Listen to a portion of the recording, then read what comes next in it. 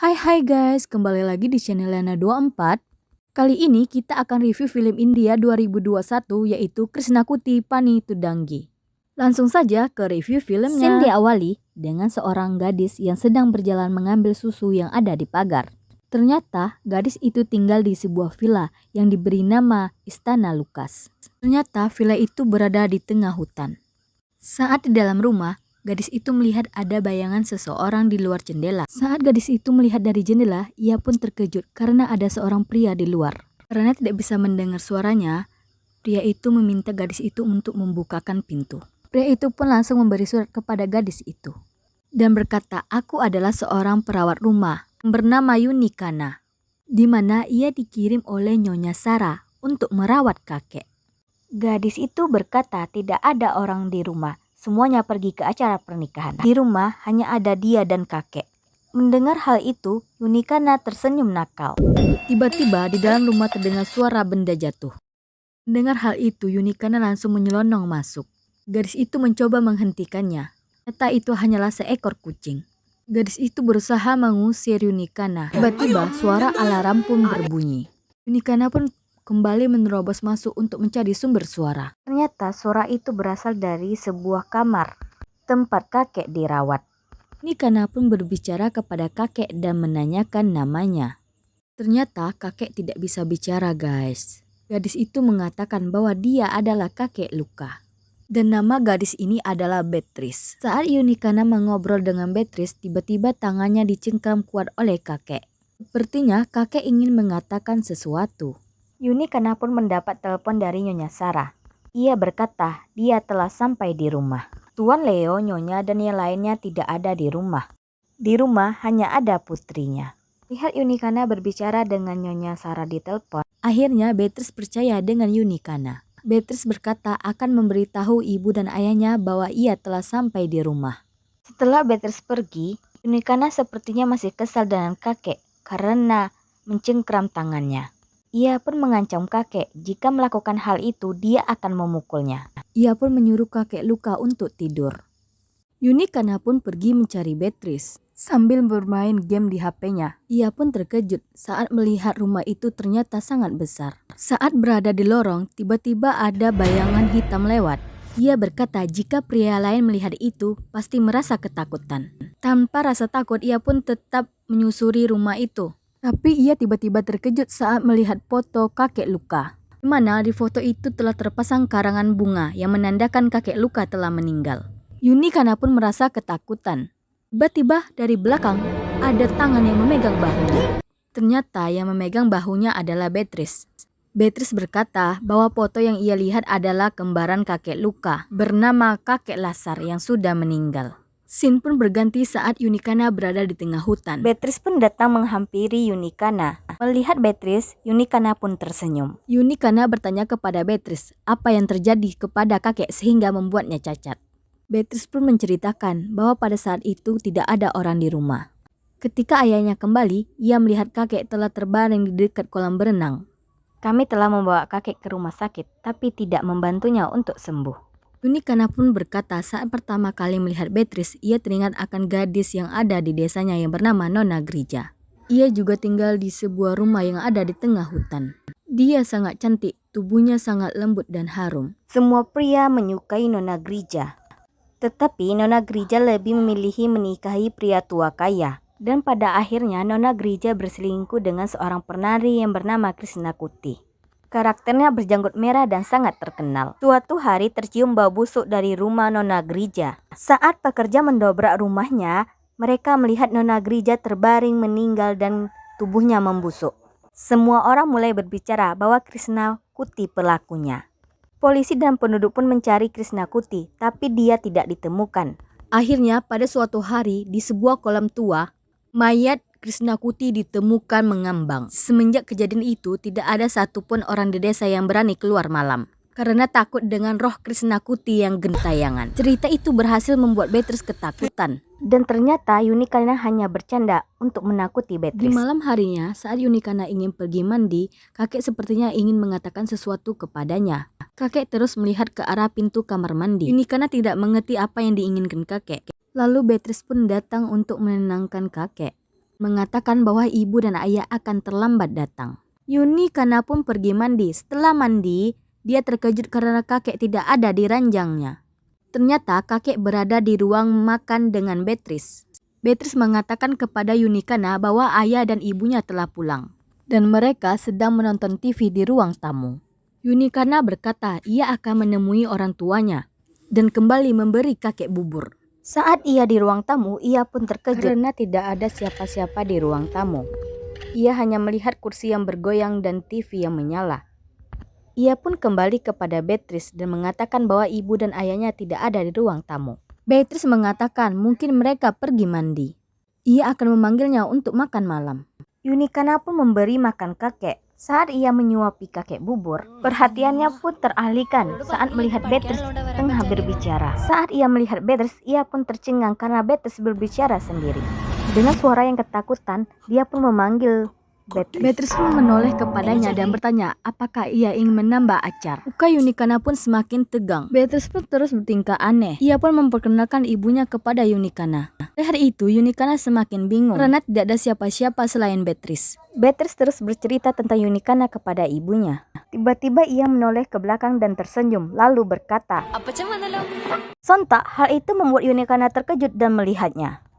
Ternyata tidak ada siapa-siapa di belakang. Saat Yunikana menoleh ke depan, tiba-tiba Beatrice mengejutkannya dan berkata, ternyata Beatrice hanya menakut-nakutinya. Yunikana merasa lega. Dengan sombongnya berkata, aku tidak takut, hanya melihat orang berbicara sendiri di sofa. Tiba-tiba bel berbunyi dan membuat Yunikana terkejut. Melihat hal itu, Beatrice berkata, kau tidak perlu takut, mungkin itu orang tuanya. Yunikana pun pergi untuk membuka pintu.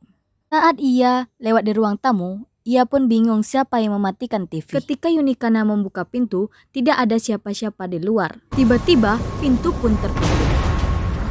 Hal itu membuat Yunikana menjadi takut. Ia pun berteriak menggedor-gedor pintu agar dibukakan pintu. Tiba-tiba dari arah belakang, ada seorang pria bertopeng lewat. Saat ia menoleh ke belakang, pria itu sudah menghilang. Saat ia ingin memeriksanya, Beatrice pun datang dan mengatakan apa yang terjadi. Yunikana berkata, ada seseorang di sana. Itu adalah penjaga. Ia ingin mengambil kunci kamar dan membunyikan bel. Kau masuklah ke dalam, mungkin ayah dan ibuku terlambat. Mereka pun masuk ke dalam rumah. Pagi harinya, Yunikana melihat Beatrice lewat untuk pergi mandi. Yunikana pun mengikuti Beatrice dengan maksud untuk mengintipnya. Sampainya di kamar mandi, saat ingin melihat dari jendela, tiba-tiba Yunikana melihat kursi roda kakek. Saat Yunikana mengikuti kursi roda itu, ia melihat dari jendela kakek masih terbaring di kamarnya. Ia pun terheran. Yunikana pun terus mengejar kursi roda itu dan akhirnya kursi roda itu pun berhenti di tengah hutan. Saat Yunikana mendekati kursi roda itu, tidak ada siapa-siapa. Melihat hal itu, Yunikana pun langsung kabur ketakutan. Dia pun lari. Karena ketakutan, ia pun bersembunyi di basement tua. Di dalam basement itu, Yunikana menenangkan dirinya sambil duduk di sebelah box. Saat melihat isi box tersebut, Yunikana pun terkejut dan ketakutan. Lalu ia pun kabur. Ternyata isi box itu adalah kepala manusia. Yunikana pun berlari menuju rumah dan berusaha memanggil Beatrice untuk membuka pintu. Tapi Beatrice tidak mendengarkannya. Lalu ia mengambil ponselnya untuk menelpon Beatrice. Tiba-tiba dari samping, seseorang memukul dirinya hingga dia jatuh pingsan. Saat ia tersadar, ia berada di basement rumah. Saat ia berusaha untuk kabur, tiba-tiba pintu basement pun tertutup. Alarm mobil pun berbunyi. Dari lampu itu, Yunikana melihat ada bekas darah yang berserakan di lantai. Yunikana pun mencoba mencari jalan untuk keluar. Di dalam kegelapan, Yunikana pun terus berjalan hingga ia akhirnya sampai di dalam rumah. Akhirnya Yunikana pun bertemu dengan Beatrice. Di sini Beatrice bercerita ada sebuah rahasia yang disembunyikannya. Semua hal aneh yang terjadi padanya dilakukan oleh neneknya. Neneknya telah meninggal karena dibakar hidup-hidup oleh kakek. Mendengar hal itu, Yunikana sontak terkejut. Tiba-tiba alarm pun berbunyi. Mereka pun bergegas pergi untuk memeriksa kakek. Kakek pun tidak ada di kamarnya. Saat mereka memeriksa kamar mandi, mereka pun terkejut melihat banyak darah. Yunikana pun mencoba menelepon seseorang untuk meminta bantuan. Tetapi teleponnya tidak bisa digunakan. Beatrice pun menyuruh Yunikana untuk pergi. Ia mengatakan nenek akan membunuh kakek dan membunuh semua orang yang tinggal di sini. Hidupmu akan dalam bahaya. Yunikana bersikeras dia tidak akan meninggalkan Beatrice sendiri. Kita akan mencari jalan keluar bersama. Yunikana mengajak Beatrice ke basement. Kita akan segera keluar dari sini dan meminta bantuan ayah dan ibumu yang masih dalam perjalanan. Tiba-tiba Beatrice terkejut. Beatrice pun memanggil Yunikana. Beatrice berkata itu adalah mobil ayah dan ibunya. Mereka pun bersembunyi karena melihat bayangan seseorang. Dan akhirnya mereka pun kembali ke dalam rumah. Beatrice pun mengajak Yunikana ke ruangan bawah tanah. Beatrice pun mulai bertingkah aneh dan berkata bahwa tempat di mana rumah ini berdiri dulunya adalah perkebunan kopi, tempat di mana nenek dibakar oleh kakek. Nenek tidak menyukai kedatanganmu. Kenapa kau tidak pergi ketika aku sehingga kau tidak akan melihat apa yang tidak seharusnya kau lihat dan tidak mendengar apa yang seharusnya tidak kau dengar. Yunikana merasa takut dan berkata, apa yang kau bicarakan? Beatrice bertanya, kau belum pernah melihat nenek yang menakut-nakutimu. Beatrice berdiri di atas tangga dan berkata, kau benar, tidak ada hantu, roh atau nenek. Seperti yang kau katakan, hanya ada satu penyihir di sini. Itu adalah aku. Beatrice pun langsung menutup pintu ruangan bawah tanah dan mengurung Yunikana. Scene pun berganti saat Beatrice berteriak sambil menarik kursi roda kakek. Dia pun mendorong kursi roda kakek dan menendang kakek. Lalu kakek pun terjatuh ke lantai dengan muka yang babak belur dan berdarah. Beatrice pun terus menyiksa kakek. Di sini Beatrice dibantu oleh seorang pria. Lalu mereka pun menyeret kakek. Sepertinya Beatrice mempunyai dendam kesumat kepada kakek. Dengan tatapan penuh amarah dengan kakek, Beatrice menyuruh kakek untuk diam. Di sini akan diceritakan kenapa Beatrice bisa melakukan hal itu kepada kakeknya. Suatu hari, ada seorang gadis kecil yang diadopsi oleh anak dari kakek Lukas. Gadis itu adalah Beatrice di saat kecil. Tapi bukannya Beatrice disayang, tapi dia malah dilecehkan oleh kakek Luka. Kejadian itu pun disaksikan oleh ayah dan ibu angkatnya. Di sini, Beatrice hanya dijadikan pemuas nafsu kakek Luka. Ayah dan ibu angkatnya bukannya menolong, tapi malah menyuruh Beatrice untuk diam. Setiap hari Beatrice diperlakukan seperti seekor binatang. Ia selalu disiksa. Selama bertahun-tahun hingga dia sudah dewasa. Tapi semua itu berubah pada suatu hari, di mana setelah kakek Luka berenang, dia pun memanggil Beatrice. Lalu ia memaksa Beatrice untuk memainkan sosisnya. Tiba-tiba Beatrice dengan pisaunya memotong sosis kakek. Setelah itu Beatrice pun menendang kakek hingga jatuh ke bawah kolam. Karena kejadian itu membuat kakek menjadi cacat. Tetapi setelah kakek sakit, malah anak kedua dari kakek Luka yang melecehkan Beatrice. Kejadian itu pun dilihat oleh seorang pria yang bekerja di rumah kakek Luka. Pria itu bernama Linto. Ia juga sering mengganggu Beatrice, di mana ia sering merekam Beatrice di saat mandi. Ia juga sering menggoda Beatrice. Pada suatu hari, Beatrice mendengar pembicaraan ayah dan ibunya bahwa mereka akan pergi ke acara pernikahan dan mereka pun akan mengambil perawat rumah untuk menjaga kakek atas saran Nona Sarah. Dengar hal itu, Beatrice pun pergi untuk merencanakan sesuatu. Keesokan harinya, Beatrice menemui Linto dan berkata, malam ini tidak ada orang di rumah. Jika engkau ingin melihatku secara langsung, datanglah ke kamarku. Aku akan menunjukkannya kepadamu. Di malam harinya, Linto pun datang untuk menemui Beatrice. Linto pun mengunci pintu kamar. Lalu pada saat ia ingin mendekati Beatrice, tiba-tiba dari kamar mandi keluar anak kakek Luka. Melihat hal itu, anak kakek Luka pun langsung menghajar Linto dan mencekiknya. Linto pun hampir kehabisan napas. Tapi dari belakang Beatrice pun langsung menggorok anak kakek Luka. Linto pun mengajak Beatrice untuk pergi dari situ. Tapi Beatrice tidak mau dan berkata, masih ada 3 orang yang tersisa di rumah. Kita harus membunuh mereka semua. Linto pun menolak ajakan Beatrice. Lalu Beatrice berkata, jika dia membantunya, dia akan memberi apapun kepadanya. Mendengar hal itu, Linto pun mau membantu Beatrice. Scene pun berganti di saat ayah angkat Beatrice melihat kakek luka. Tiba-tiba dari belakang, Beatrice menutup kepala ayah angkatnya menggunakan kain. Beatrice pun memukul kepala ayah angkatnya dengan membabi buta hingga berdarah.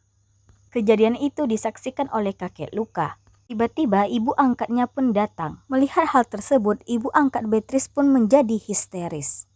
Lalu selanjutnya Beatrice pun membunuh ibu angkatnya dengan memotong kepalanya. Jadi kepala yang ada di basement adalah kepala ibu angkatnya. Setelah selesai membunuh, Beatrice pun membersihkan dirinya menggunakan air. Selanjutnya giliran kakek yang akan dibunuh oleh Beatrice. Beatrice telah menyiapkan sebuah besi yang sangat panas. Dengan besi yang panas itu, ia pun membakar sosis kakek. Lalu kakek pun menjerit kesakitan. Beatrice pun tanpa kasihan hanya menyuruh kakek untuk diam. Melihat kakek kesakitan, Beatrice pun tersenyum. Di ruang bawah tanah, Yunikana mencoba untuk mencari jalan untuk kabur melalui sebuah lubang yang ada di lantai bawah tanah. Namun tiba-tiba Linto datang menyiram minyak kepada Yunikana. Lalu ia pun menyalakan api. Sebelum api itu jatuh ke lantai, Yunikana pun berhasil lolos dari kebakaran itu. Di sisi lain, Linto dan Beatrice menyeret mayat semua orang yang dibunuhnya, lalu membuangnya ke dalam sebuah kolam. Setelah itu mereka pun rebahan di tanah karena capek. Saat Linto memejamkan mata, tiba-tiba dari atas Beatrice ingin membunuhnya menggunakan batu. Tapi Linto sadar dan mendorong Beatrice. Terjadi pertarungan sengit antara Linto dan Beatrice. Dan pada akhirnya, Beatrice mengeluarkan jurusan terkaman maut, lalu menerkam Linto. Ia pun menusuk kepala Linto menggunakan kayu berkali-kali. Tapi Linto masih tetap bergerak. Tetapi tiba-tiba Beatrice terdiam karena mendengar seseorang yang lewat. Ternyata itu Yunikana yang berhasil keluar. Setelah Yunikana pergi, Beatrice kembali menusuk kepala Linto menggunakan kayu berkali-kali. Lalu Beatrice pun pergi untuk mengejar Yunikana. Di dalam hutan, Beatrice pun mengejar Yunikana. Yunikana pun lari sekencang-kencangnya, lalu ia pun berhasil sembunyi di balik semak-semak. Beatrice pun terus memanggil nama Yunikana. Beatrice pun tidak melihat Yunikana, lalu dia pun pergi. Saat Beatrice telah pergi, Yunikana hendak pergi. Tetapi kakinya sakit dan berdarah karena tertusuk sesuatu. Namun tiba-tiba dari belakang Beatrice pun muncul. Beatrice pun memanggil Yunikana. Sontak Yunikana pun terkejut. Lalu ia pun bergegas berdiri. Saat Beatrice ingin memukulinya, Yunikana berhasil mengelak. Saat Beatrice ingin mengeluarkan jurusan terkaman maut, tiba-tiba dari belakang muncul Linto dan mendorong Beatrice. Dan mereka pun masuk ke dalam lubang yang sangat dalam. Akhirnya Yunikana pun selamat dan film pun berakhir.